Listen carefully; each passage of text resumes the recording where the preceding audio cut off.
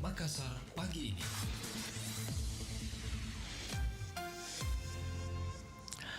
Assalamualaikum warahmatullahi wabarakatuh dan selamat pagi pendengar Pro 1 RRI Makassar. Senang sekali pagi hari ini kami menjumpai Anda dalam dialog interaktif Makassar pagi ini. Dan untuk pagi hari ini kita membahas topik 91 tahun penyiaran nasional. Seperti yang kita ketahui bahwa setiap tanggal 1 April setiap tahunnya dirayakan sebagai Hari Penyiaran Nasional atau Harsiarnas.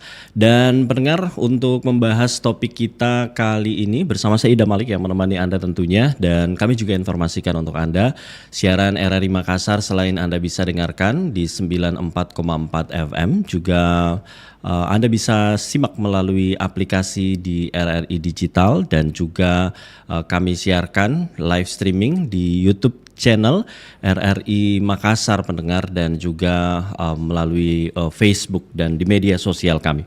Untuk membahas topik kita 91 tahun penyiaran nasional, Anda juga sebentar bisa bergabung bersama kami melalui telepon interaktif dan WhatsApp, dan Anda bisa komentar di live chat di RRI Digital ya. Dan untuk membahas topik kita kali ini, kita bersama dengan beberapa narasumber yang sudah hadir di studio Pro 1 RRI Makassar seperti yang Anda bisa saksikan di layar live streaming kami.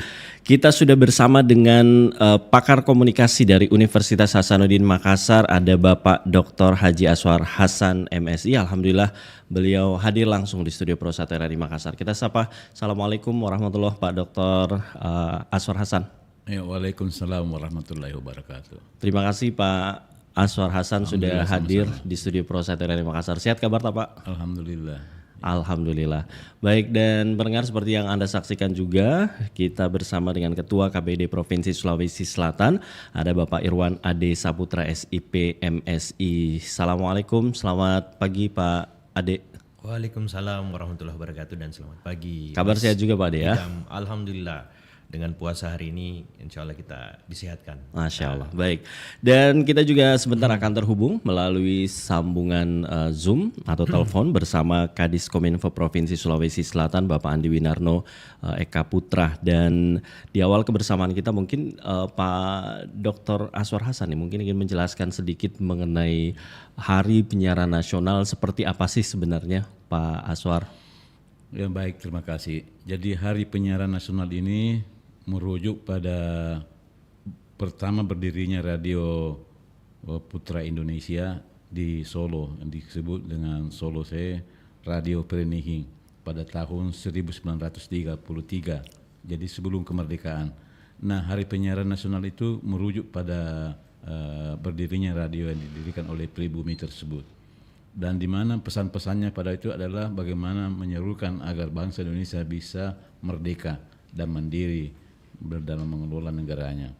Kemudian Hari Penyiaran Nasional ini filosofinya sebenarnya adalah bagaimana memperkuat segenap insan penyiaran dan kemudian memperkuat masyarakat melalui sajian informasi yang berkualitas, mendidik dan menghibur, di mana informasi atau berita-berita tersebut itu tetap dipandu oleh etika moral ataupun aturan-aturan yang terkait dengan media penyiaran itu sendiri. Di samping itu, Hari Penyiaran Nasional ini juga merefleksikan sejumlah tantangan dan peluang yang sedang dihadapi oleh penyiaran nasional kita ke depan. Di mana misalnya di antara tantangan-tantangan dan peluang-peluangnya itu harus direspon secara inovatif dengan inspirasi dari dukungan ataupun apresiasi masyarakat untuk kemudian mengartikulasikan bagaimana hakikat peran radio ataupun televisi sebagai media penyiaran untuk kepentingan masyarakat dalam bernegara dan berbangsa. Gitu. Dan ini tahun 91 Pak ya? Untuk Harsiarnas ke-91 Ya, ke 2024. ya 91 tahun. Jadi 9 tahun lagi baru genap 100 tahun atau tahun emas Hari Penyiaran Nasional. Baik. Terima kasih Pak Dr. Aswar Hasan, ini sudah menyampaikan begitu ya secara singkat mengenai sejarah Hari Penyiaran Nasional ke-91 untuk tahun 2024 ini. Nah, Pak Irwan Ade Saputra sebagai Ketua KPID, bagaimana pandangannya terhadap perkembangan penyiaran nasional selama 91 tahun terakhir ini? Oke, terima kasih Mas Idam dan Pak Aswar, guru kami dan sekaligus senior kami di penyiaran. Hari ini, beberapa hari lalu 1 April kita memperingati Hari Penyiaran Nasional. Walaupun nanti kami sudah konsultasi dengan pihak KPI Pusat, nanti akan ada perayaan walaupun tidak bertepatan dengan hari ini, namun akan ada seremoni lah kayak gitu. Melihat 91 tahun penyiaran di nasional, KPI mengusung tema penyiaran yang kuat, tumbuh kuat dengan harmoni. Itu adalah tema yang diusung pada Hari Penyiaran yang ke-91 tahun ini, dan kami di Sulsel mengejawantahkannya dengan penyiaran Sulawesi Selatan yang tumbuh kuat juga dengan harmoni. Melihat kalau bicara tentang perkembangan, tentu kita tahu era televisi radio penyiaran ini memang dalam kondisi yang sedang tidak menguntungkan bagi lembaga penyiaran itu sendiri. Walaupun ya kita tahu dengan hadirnya pesaing-pesaing dalam tanda kutip multi-platform atau media baru yang kemudian hampir sama menyajikan konten-konten baik berita, hiburan, edukasi dan lain-lain yang disiarkan oleh lembaga penyiaran. Ini menjadi tantangan tersendiri karena kita tahu di era digitalisasi hari ini apa yang semua itu bisa kita dapat dalam bentuk media-media terbaru tersebut. Nah, jadi tantangannya ya tentu kami di Sulawesi Selatan bagaimana kemudian menjaga eksistensi teman-teman lembaga penyiaran baik lokal maupun ada juga lembaga penyiaran berbayar atau berlangganan. Ini menjadi tantangan tersendiri buat kami. Bagaimana kemudian kami sebagai regulator atau yang mengawasi juga menjaga eksistensi kehadiran, karena kita tahu kalau di Sulawesi Selatan kita punya TV lokal yang nyaris bertahan, tinggal kalau tidak salah 1 atau 2 yang bertahan, yang masih bersiar itu tinggal 1, tinggal Fajar TV. Di radio begitupun sudah banyak yang tanda kutip angkat bendera. Bagaimana kemudian melihat kondisi seperti ini. Namun satu yang menjadi menjadi harapan kita di dunia penyiaran ini, lembaga penyiaran ini adalah trust level masyarakat atau tingkat kepercayaan masyarakat terkait lembaga penyiaran. Apa-apa yang disampaikan itu masih cukup tinggi ketimbang dengan apa yang disampaikan oleh media baru tadi atau yang pesaing-pesaingnya lah kayak gitu. Jadi apa yang disampaikan oleh radio, televisi hari ini itu masih menjadi rujukan bagi masyarakat untuk mendapatkan informasi yang valid, informasi yang bebas hoax, bebas hal-hal yang tidak mengedukasi masyarakat. Jadi 91 tahun ini menjadikan momentum untuk kita yang ada di dunia penyiaran menjadi refleksi bagaimana kemudian hal-hal yang seperti tadi yang kita sampaikan di awal, bahwa dengan berbagai macam tantangan kita bisa bertahan, eksis, dan kemudian hadir untuk memberikan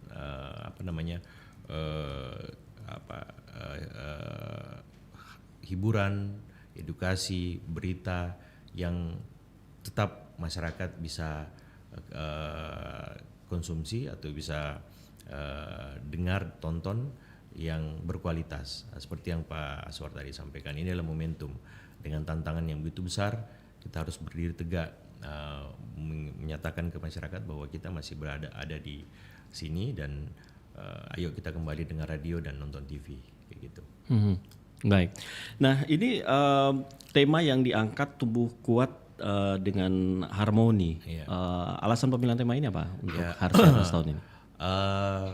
Ada beberapa poin, ada beberapa hal yang kemudian menjadikan tema itu hadir, karena dengan berbagai macam dengan digitalisasi penyiaran, ini tumbuh dengan banyaknya lembaga penyiaran yang tumbuh terkhusus di televisi, dengan hadirnya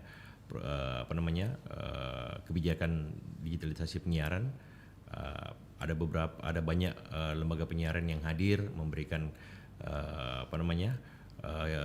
pilihan-pilihan kepada masyarakat, alternatif, sehingga bagaimana kemudian kita mengharmonisasi semua sumber daya, semua stakeholder yang ada di dunia penyiaran untuk menjadi kuat, menjadi seperti yang saya sampaikan tadi, bersatu padu dengan harmoni untuk kemudian memberikan yang terbaik kepada masyarakat, supaya masyarakat punya alternatif selain apa yang disampaikan oleh media-media baru tadi. Ya, karena kan tantangannya kita di situ.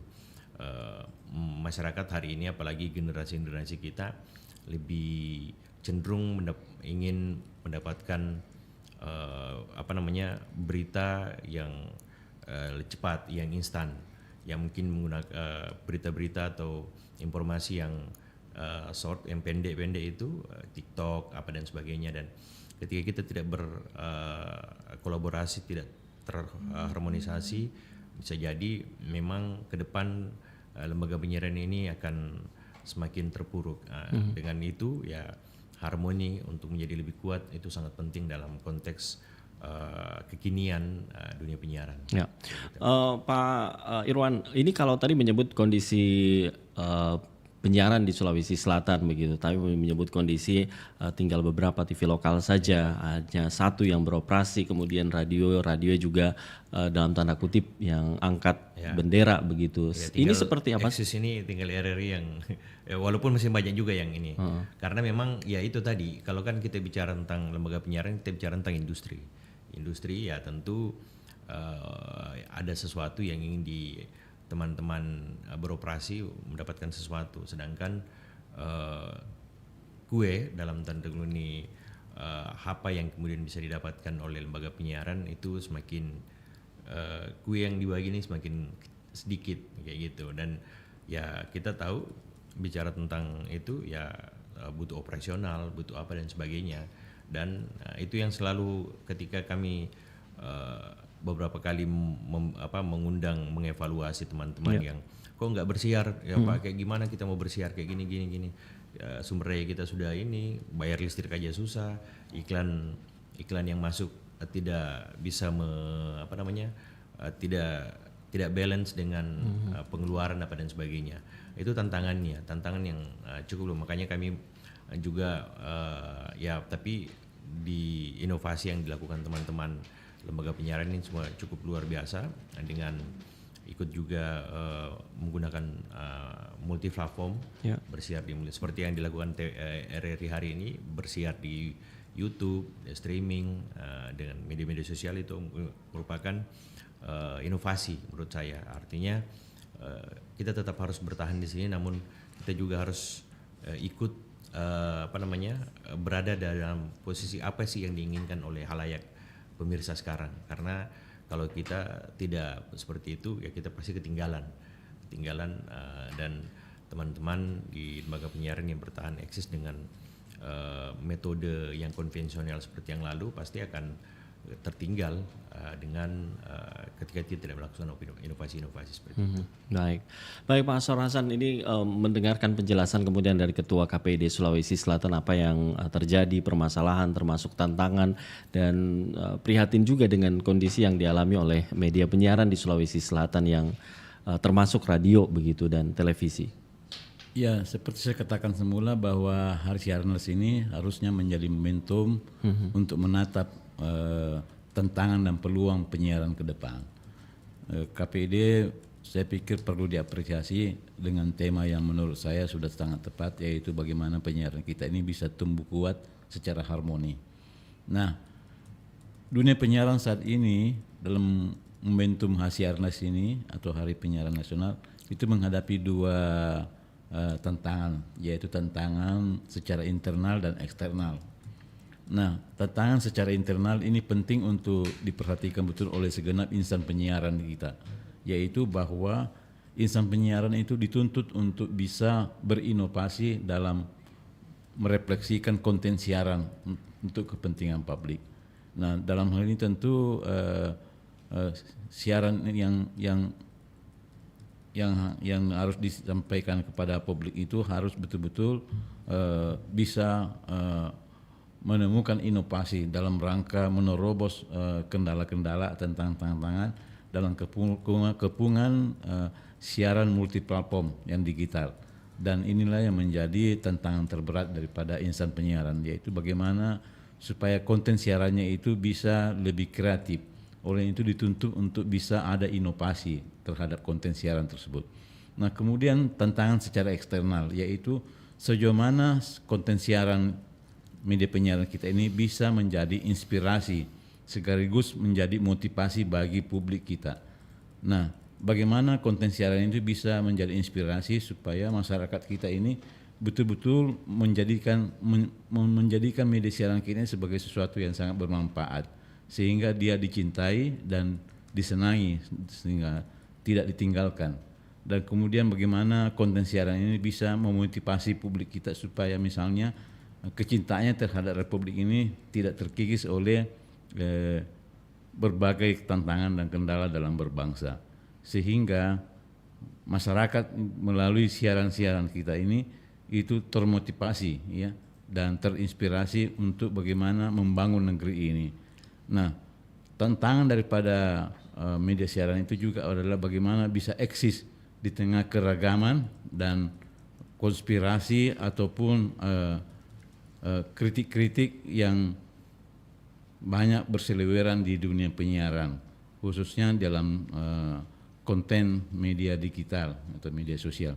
Nah, bagaimana RRI misalnya bisa tampil sebagai penyejuk ataupun melakukan netralisasi ataupun justifikasi terhadap hal yang benar dan kemudian meluruskan informasi-informasi yang dianggap bisa merusak stabilitas atau harmoni dalam berbangsa.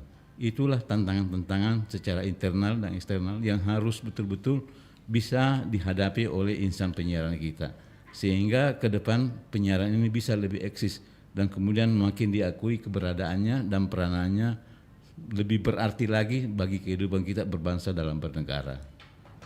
Demikian. Baik.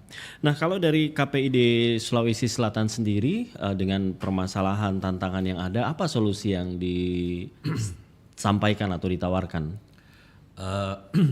Kita senantiasa mendorong teman-teman di penyiaran untuk kemudian bagaimana itu tadi berinovasi, dan juga kita hadir, kita menyampaikan kita hadir sebagai regulator, bukan untuk kemudian menghalangi yang kita sampaikan. Kita selalu menginformasikan, tidak mencari-cari kesalahan. Nah, itu juga tidak berada pada posisi berhadapan-hadapan dengan teman-teman lembaga penyiaran. Ya, kan kita tahu sebenarnya kalau ya sebagai lembaga yang mengawasi, tentu kita harus berada pada posisi bagaimana kemudian mencari mengawasi apa sih yang boleh dan tidak boleh dilakukan oleh teman-teman penyiaran. Namun kita menyampaikan bahwa kita adalah partner yang makanya yang kita kedepankan bagaimana menjaga eksistensi, bagaimana kemudian inovasi-inovasi dan kita selalu berdiskusi dengan teman-teman insan penyiaran yang ada di Sulawesi Selatan, mencari solusi apa sih yang menjadi kendala, kita selesaikan bersama. Apa yang menjadi peluang, ayo kita berkolaborasi untuk kemudian menghadirkan kualitas penyiaran di Sulawesi Selatan yang mumpuni sehingga masyarakat, halayak dan pemirsa di Sulawesi Selatan juga ingin betah dalam tanda kutip untuk kemudian mendengarkan atau menonton informasi yang ada disiarkan oleh lembaga penyiaran itu sendiri. Baik, kita juga sudah terhubung dengan Kadis Kominfo Provinsi Sulawesi Selatan, Bapak Andi Winarno Eka Putra melalui sambungan telepon. Assalamualaikum Pak Andi Winarno. Pak Andi Winarno, assalamualaikum.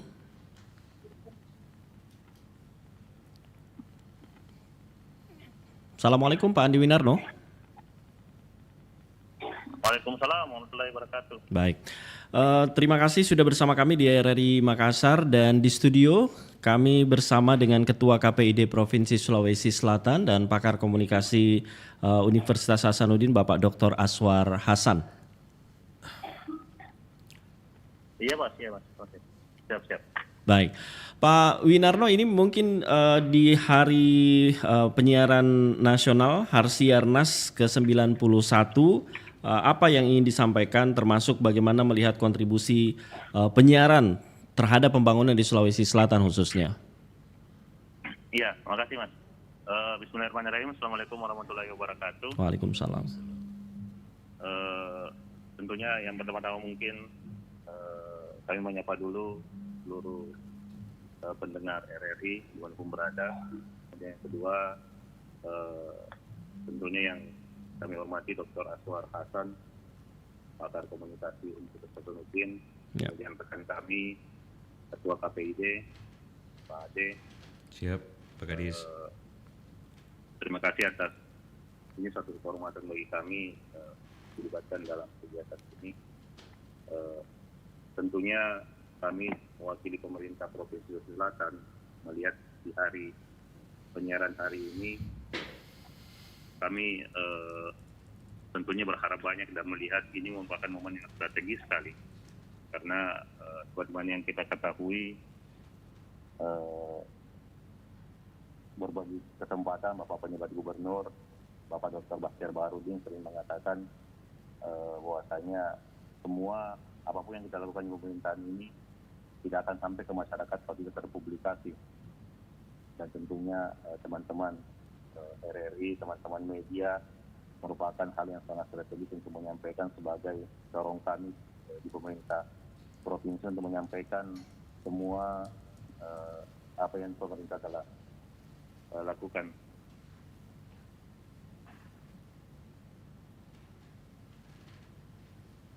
Halo. Ya.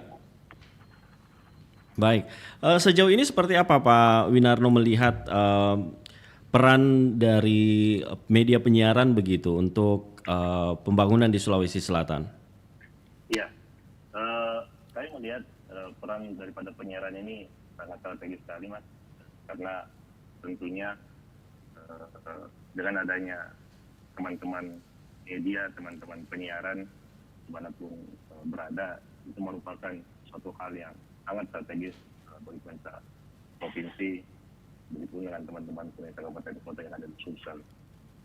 Karena saat ini kita ketahui sekarang bulan suci Ramadan, kalau kalian melihatnya ada salah satu yang tidak bisa kita lakukan bagi umat Islam mungkin, dan itu ria mas, dan tidak bisa menunjukkan apapun kebaikan kita. Tapi dalam pemerintahan itu lain halnya, sebagai bentuk akuntabilitas apapun yang dilakukan pemerintah harus memperlihatkan, harus mempublis semua apa yang pemerintah lakukan. Saat ini pemerintah provinsi ada 8 program prioritasnya ya, yang kita ketahui bersama, pengendalian inflasi, kemudian kemarin alhamdulillah di Sulsel ini kita sudah melewati perhelatan demokrasi yang cukup besar, pemilu yang aman, dan alhamdulillah Sulsel termasuk daerah yang teraman kedua yang dipublish oleh Bawaslu. Dan kemudian selain itu pengendalian stunting, kemudian gizi buruk, dan berbagai program prioritas pemerintah. Jadi kami melihat teman-teman penyiaran itu bagi kami terus terang sangat penting gitu. Terima kasih. Ada saran dan masukan yang ingin disampaikan di Hari Penyiaran Nasional untuk media penyiaran di Sulawesi Selatan khususnya Pak Winarno? Ya, tentunya kita harus bersinergi lagi, dan kami berharap bahwasanya antara pemerintah provinsi dan teman-teman penggiat media terutama mungkin penyiaran itu harus betul-betul bisa menyiarkan atau menyebarluaskan semua apa-apa yang pemerintah telah capai. Tentunya juga saat ini kan banyak informasi-informasi yang apalagi bentar lagi kita melakukan pemilu pilkada langsung provinsi, kabupaten, kota, gubernur, wali kota, dan bupati. Harapan kami adalah bagaimana caranya agar penyiaran bisa mengkanter isu yang negatif termasuk hoax, agar masyarakat bisa menikmati perhelatan demokrasi dengan baik. Demikian mungkin Mas, terima kasih. Baik, Pak Irwan Ade ini sebagai Ketua KPD Provinsi Sulawesi Selatan, apa yang disampaikan tadi bahwa sinergi dengan pemerintah termasuk peran media seperti mungkin ingin ditanggapi. Oke, terima kasih Pak Kadis Kominfo. Alhamdulillah memang kami senantiasa bersinergi dengan pemerintah Provinsi Selatan karena memang itu bagian dari salah satu tugas kami bagaimana kemudian selain menjaga harmonisasi dengan lembaga penyiaran, juga leading sektor kami adalah pemerintah Provinsi Sulawesi Selatan. Bagaimana membantu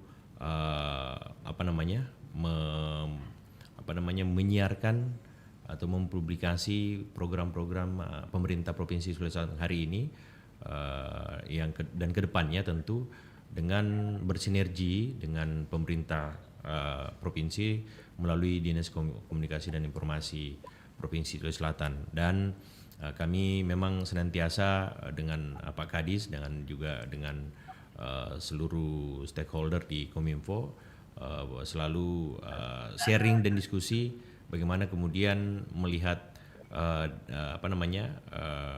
informasi-informasi yang disajikan oleh pemerintah Provinsi Sulawesi Selatan itu menjadi bagian dari tanggung jawab kami untuk kemudian menyebarluaskan, memberikan informasi sehingga capaian-capaian pemerintah provinsi hari ini yang tentu cukup luar biasa itu bisa diterima oleh khalayak dengan baik dan benar, sehingga ya kan salah satu tanggung jawab pemerintah adalah bagaimana kemudian menyajikan informasi apa yang dilakukan secara transparansi.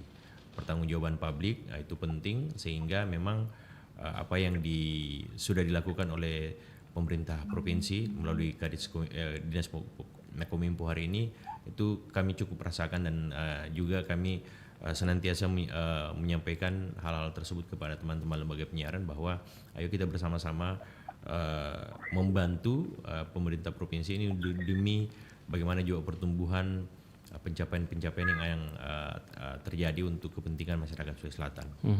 Untuk kondisi yang dialami media penyiaran di Sulsel saat ini, seperti yang tadi di awal disampaikan, apakah sejauh mana pemerintah ikut membantu kemudian? Ya, tentu kami senantiasa ya mendorong teman-teman lembaga penyiaran untuk berkomunikasi dengan teman-teman di Kominfo. Tentu di Dinas Kominfo ini kan ada anggaran-anggaran yang bisa disinergikan dengan teman-teman lembaga penyiaran, baik itu liputan dan sebagainya. Itu alhamdulillah kalau kita bisa cek belanja iklan atau belanja Kominfo di penyiaran itu cukup besar, sehingga itu juga salah satu nafas yang baik buat teman-teman lembaga penyiaran yang kami sebenarnya bukan hanya di provinsi, juga di kabupaten kota di seluruh Sulawesi Selatan. Itu juga kami dorong teman-teman untuk berkomunikasi, dan kami juga berkomunikasi dengan kepala daerah, Kominfo, untuk kemudian senantiasa bersinergi untuk apa yang ingin disampaikan ke publik melalui lembaga penyiaran. Baik, Gitu. baik. Dan pendengar, untuk Anda yang juga ingin bergabung bersama kami, terima kasih juga untuk Anda yang sudah berkomentar di aplikasi RRI Digital, termasuk di live streaming kami. Untuk telepon di 082133339440, kita membahas 91 tahun penyiaran nasional. Assalamualaikum, selamat pagi. Waalaikumsalam Iya. warahmatullahi wabarakatuh. Selamat pagi. Selamat pagi, dengan Ibu siapa, di mana? Dengan Baik, Ibu Mulyani, silakan Bu Mulyani. ya, menarik ini bicara soal radio dan televisi ya. Tapi kan sekarang ini juga ada media sosial yang menyiarkan juga banyak hal. Nah, apakah media sosial ini juga bisa mendapatkan pantauan? Karena kalau kita lihat sekarang itu setengah mati, Pak. Misalnya dengan anak-anak kita yang mau tidak mau sekarang sudah melihat handphone. Nah, susah difilter begitu. Nah, apakah media penyiaran ini juga khususnya di KPID itu melakukan juga pemantauan, pengawasan supaya itu tidak sembarangan tayangan yang ada di media sosial, Pak? Ya, itu barangkali. Terima kasih. Baik, terima kasih Ibu Mulyani. Anda yang lain pendengar yang masih ingin bergabung, kami masih nantikan partisipasi Anda di 082133339440, dan juga beberapa komentar yang sudah kami terima di WhatsApp dan di media sosial. Sebentar kami akan bacakan. Kami terima penelpon selanjutnya setelah Ibu Mulyani. Assalamualaikum, selamat pagi. Waalaikumsalam warahmatullahi wabarakatuh. Dengan Pak siapa, Pak, di mana? Kaharudin, yang jelas di Jeneponto, bukan di Palestina yang Israel. Baik, silakan Pak Kaharudin di Jeneponto. Assalamualaikum Pak Narasumber dari Dinas Kominfo. Waalaikumsalam warahmatullahi. Ada Pak Andi Winarno dan juga Ketua KPID Sulsel dan Pak Dr. Aswar Hasan, pakar komunikasi. Kontribusi penyiaran di Sulawesi Selatan terhadap pembangunan atau publik, ini kalau menurut saya bahasanya terbalik. Oke? Bahasanya terbalik, Bu. Seharusnya kontribusi publik terhadap penyiaran. Dan karena terbalik, jelas faktanya juga terbalik. Dalam arti kata begini, lebih banyak kontribusi publik atau halayak kepada media, dalam hal ini RRI, daripada media kepada publik. Sehingga jika kita cermat membuat neraca perbandingan, ini jelas-jelas berat sebelah. Lalu apa yang mengimbangi adalah cinta publik dan media yang tidak memperhitungkan untung rugi. Selain daripada itu, cinta yang tidak hanya berhubungan untung rugi, hanya membawa saja mudarat. Coba kita perhatikan. Dari usaha penyiaran pertama 1 April 1933 di Solo hingga usaha penyiaran ke-91 ini tahun 2004. Coba kita membuat satu perbandingan, neraca perbandingan. Mana lebih banyak mudarat daripada manfaat. Terima kasih, Assalamualaikum. Waalaikumsalam, terima kasih Pak Kahar di Jeneponto. Ada yang lain pendengar yang masih bergabung, kami masih nantikan. Kami juga bacakan beberapa komentar. Ada Pak Jono di Makassar menilai bahwa untuk media penyiaran ini masih dirasa agak kurang begitu. Berharap sinergi dengan pemerintah lebih banyak di media-media penyiaran. Media penyiaran lebih proaktif ke depan menghadirkan pemerintah untuk menjawab langsung keluhan dan unek-unek dari masyarakat. Itu yang disampaikan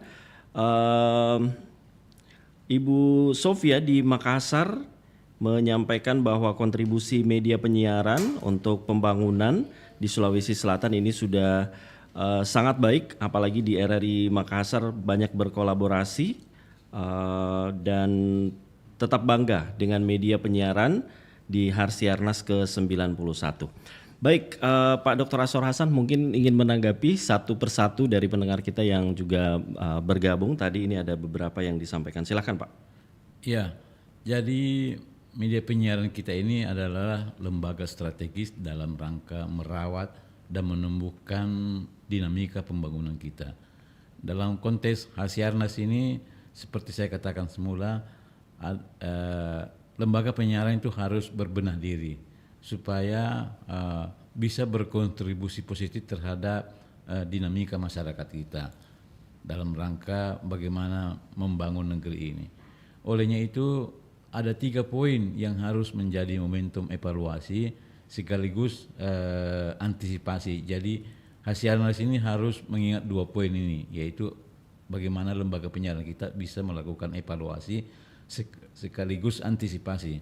Nah, untuk poin evaluasi itu paling tidak ada 3 hal yang harus dilakukan oleh lembaga penyiaran sekaligus menjawab beberapa pertanyaan secara umum ya.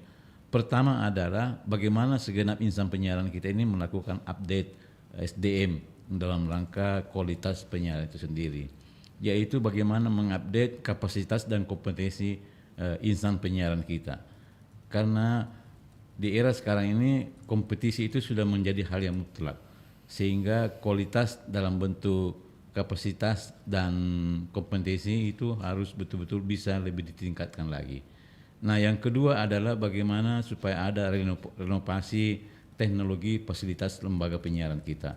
Karena di era digital sekarang ini dengan multiplatform itu komponen teknologi itu begitu sangat memegang peran penting karena sangat mempengaruhi output daripada lembaga penyiaran itu sendiri. Nah, olehnya itu harus ada update daripada teknologi penyiaran yang dipakai. Kemudian yang ketiga adalah bagaimana memperhatikan SDM penyiaran itu sendiri, terutama misalnya masalah salary daripada insan penyiaran. Mengapa? Karena insan penyiaran itu adalah sebuah profesi. Jadi insan penyiaran itu bukan pegawai atau karyawan biasa sebagaimana karyawan atau pegawai lainnya, tetapi dia adalah karyawan yang sekaligus sebuah profesi. Dengan demikian harus ada penghormatan penyelarasan standar salary insan penyiaran itu supaya kualitas output daripada penyiaran kita itu bisa bersaing lebih bagus lagi. Tanpa memperhatikan 3 faktor itu, saya pikir ini akan menjadi kendala untuk eksistensi dan peran penyiaran ke depan. Olehnya itu, ketiga faktor ini harus betul-betul menjadi momentum evaluasi dalam rangka Harsiarnas kita ini. Nah, mengevaluasi ketiga faktor itu tentu tidak mudah. Harus ada willingness, harus ada kemauan, dan kemudian harus ada supporting, terutama misalnya supporting dari pemerintah kita. Karena betapa tidak, lembaga penyiaran khususnya RRI ini adalah lembaga penyiaran publik yang memang kontribusinya sangat signifikan untuk kepentingan publik, baik dalam rangka konteks pembangunan, terutama misalnya seperti tadi ada pertanyaan dari Ibu tentang maraknya media sosial. Nah, di media sosial kita itu memang sangat marak menyangkut tentang konten. Nah, konten siaran itu sendiri itu harus bagaimana berputar ataupun memperhatikan 4 hal dalam konten siaran, yaitu apakah konten siaran itu bernilai edukatif, bernilai pendidikan, kemudian apakah konten siaran itu bersifat menghibur, kemudian apakah konten siaran itu bersifat kritik konstruktif yang kohesif dalam kehidupan masyarakat kita. Nah, kemudian bagaimana konten siaran itu bisa menjadi sesuatu yang merekatkan dalam kehidupan masyarakat dan bernegara kita. Sayangnya konten siaran dalam format media digital itu lebih banyak daripada menghibur dan kritiknya, sementara faktor kohesivitasnya itu kurang. Nah, inilah yang harus diisi oleh lembaga penyiaran publik seperti RRI itu sendiri.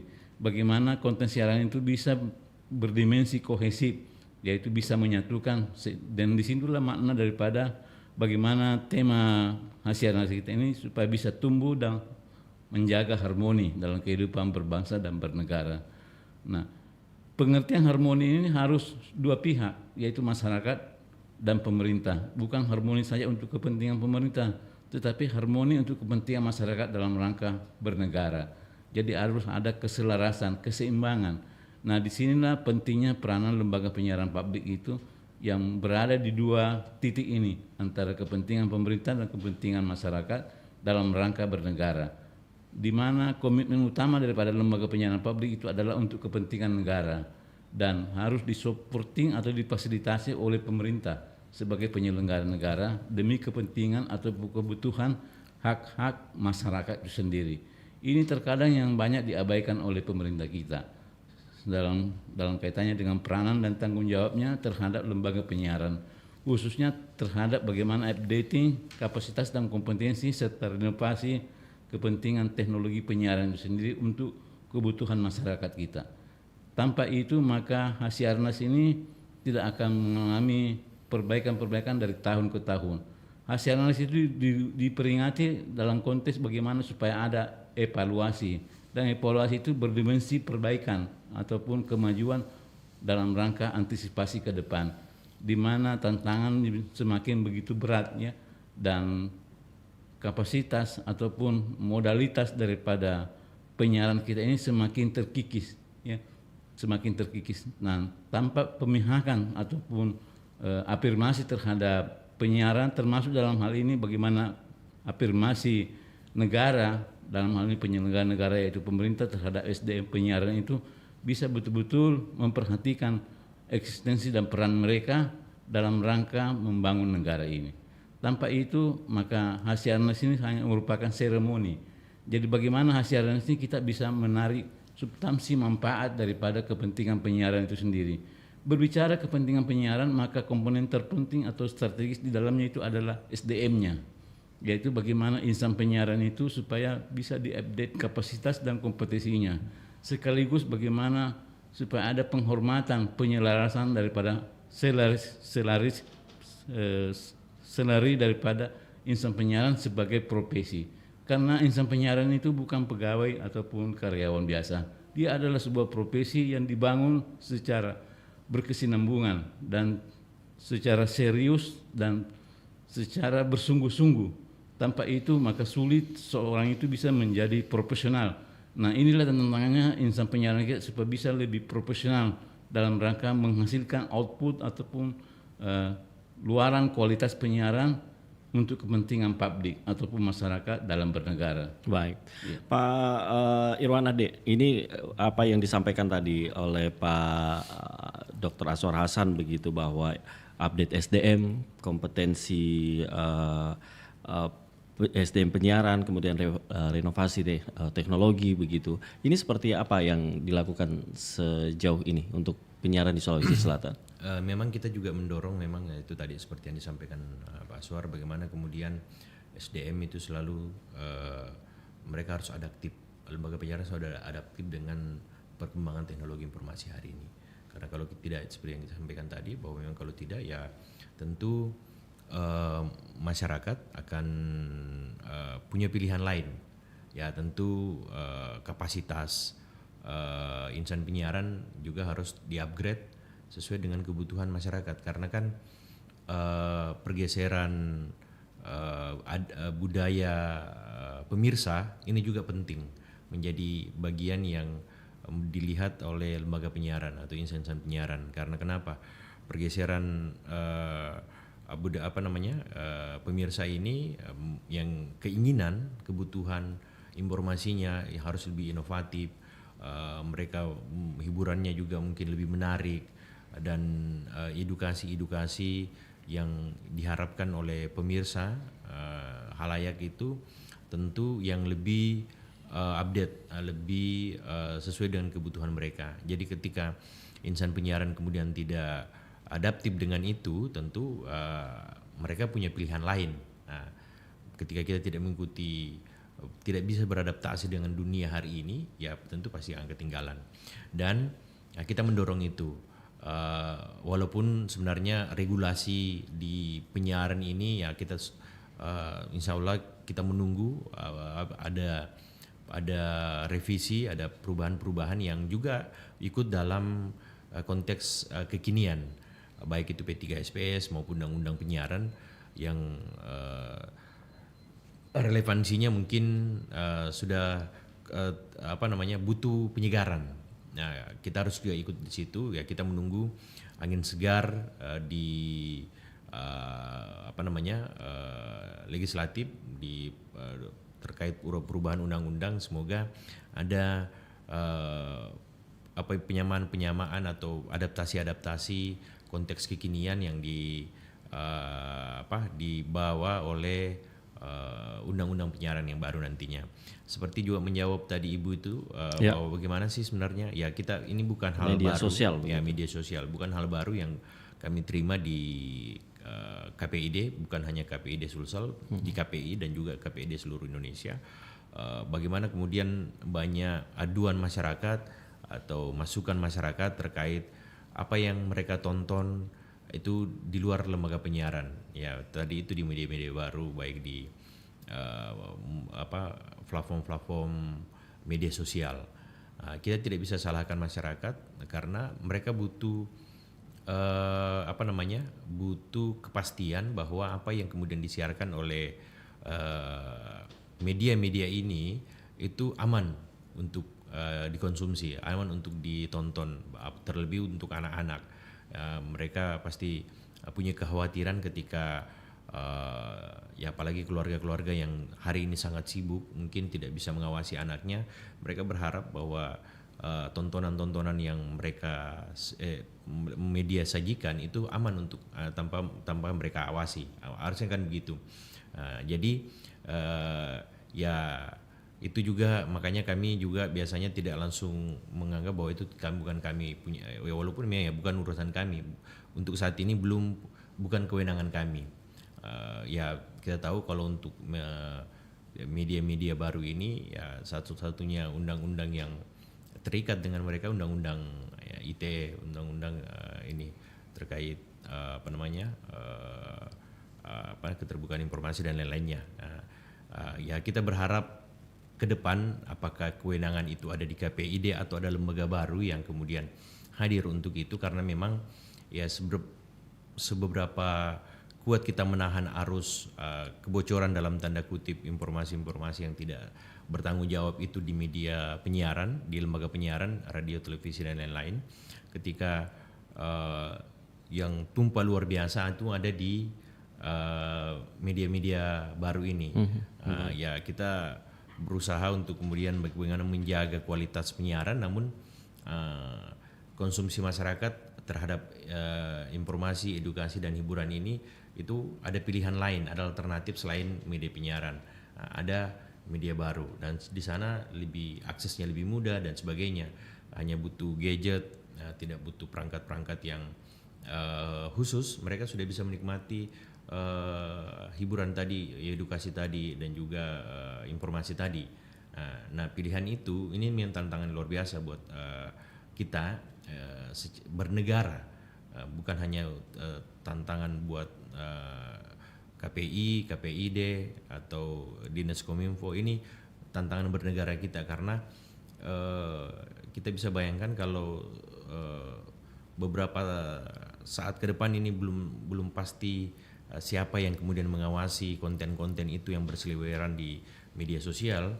Ya kita bisa membayangkan generasi-generasi kita ini ke depan bagaimana, karena apa yang mereka konsumsi di situ itu tidak banyak yang tidak bertanggung jawab. Makanya ya walaupun masyarakat hari ini itu sadar sebenarnya, karena survei Kompas terakhir mengatakan bahwa trust level masyarakat terhadap lembaga penyiaran masih cukup tinggi, masih cukup mereka masih yakin bahwa apa yang disampaikan oleh lembaga penyiaran baik radio, televisi itu bertanggung jawab.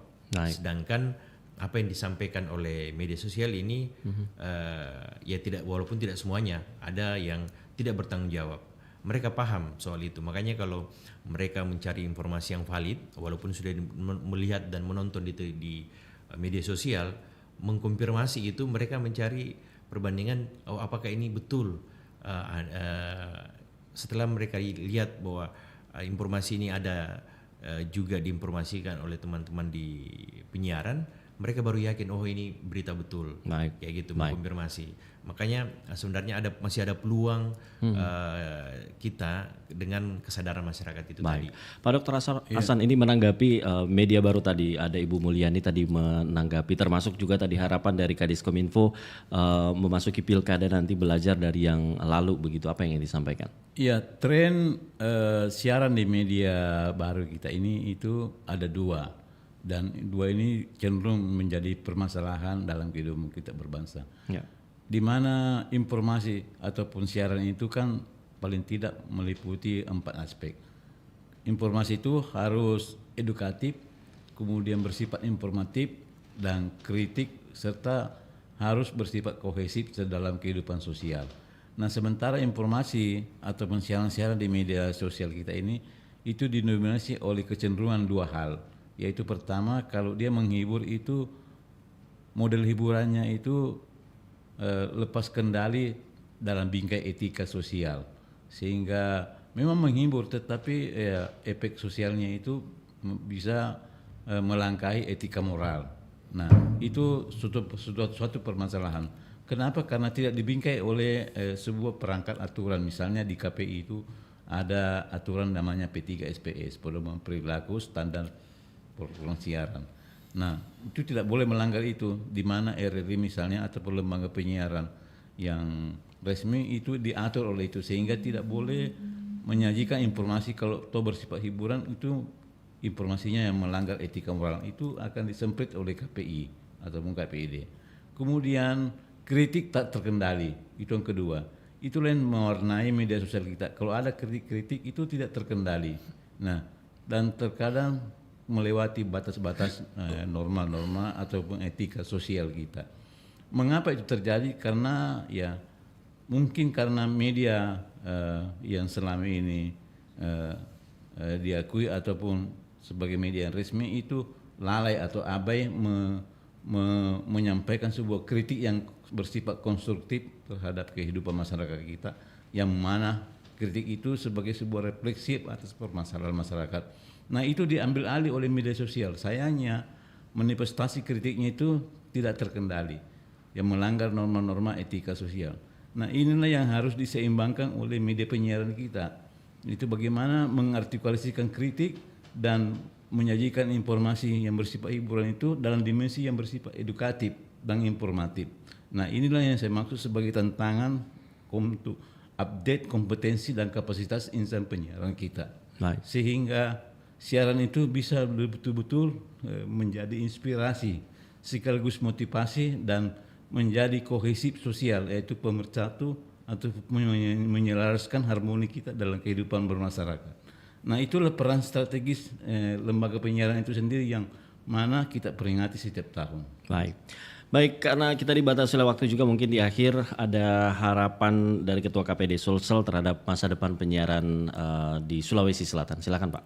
Oke, terima kasih. Tentu kami di KPID berharap ke depan semua perangkat atau semua sumber daya yang terkait penyiaran ini semakin baik. Iklim berdinamikanya di dunia penyiaran semakin sehat, dan kita berharap juga ke depan tantangan dan peluang ini semakin tantangannya kita bisa hadapi dan memaksimalkan peluang-peluang apa yang kemudian kita bisa lihat di masa depan terkait penyiaran. Dan momentum 91 tahun penyiaran nasional merupakan spirit baru untuk kita melangkah lebih baik ke depan. Terima kasih. Pak Dr. Asor Hasan, ini bagaimana melihat perkembangan penyiaran nasional di masa depan khususnya di Sulawesi Selatan? Ya, kalau saya melihat tantangan ataupun peluang media penyiaran ke depan ini itu terbuka lebar, tetapi itu sangat tergantung oleh kebijakan manajemen penyiaran kita, terutama bagaimana melakukan updating SDM penyiaran, kemudian renovasi teknologi penyiaran itu sendiri. Dua hal ini menjadi penting untuk menghadapi tantangan media penyiaran ke depan. Dan kedua hal inilah yang harus menjadi ranah terpenting ataupun momentum evaluasi daripada Hari Penyiaran Nasional itu, supaya penyiaran ke depan bisa lebih baik lagi. Terima kasih. Baik.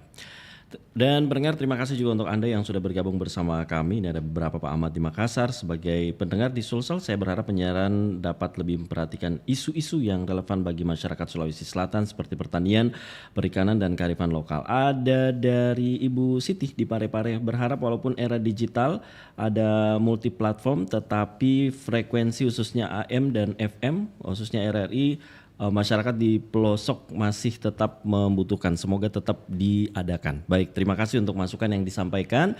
Dan kami juga ucapkan terima kasih kepada TVRI Sulsel dan sejumlah media penyiaran radio dan TV Sulawesi Selatan yang sudah bersama turut merilai dialog interaktif Makassar pagi hari ini.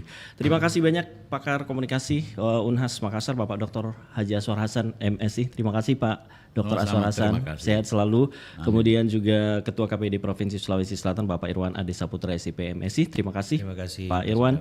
Dan juga Kadis Kominfo Provinsi Sulawesi Selatan Bapak Andi Winarno Eka Putra. Kami mohon maaf tadi terputus sambungan telepon kita. Dan pendengar, terima kasih juga untuk Anda yang sudah bersama kami di Dialog Interaktif Makassar pagi hari ini. Saya Damalik undur diri. Assalamualaikum warahmatullahi wabarakatuh. Waalaikumsalam warahmatullahi wabarakatuh. Alhamdulillah.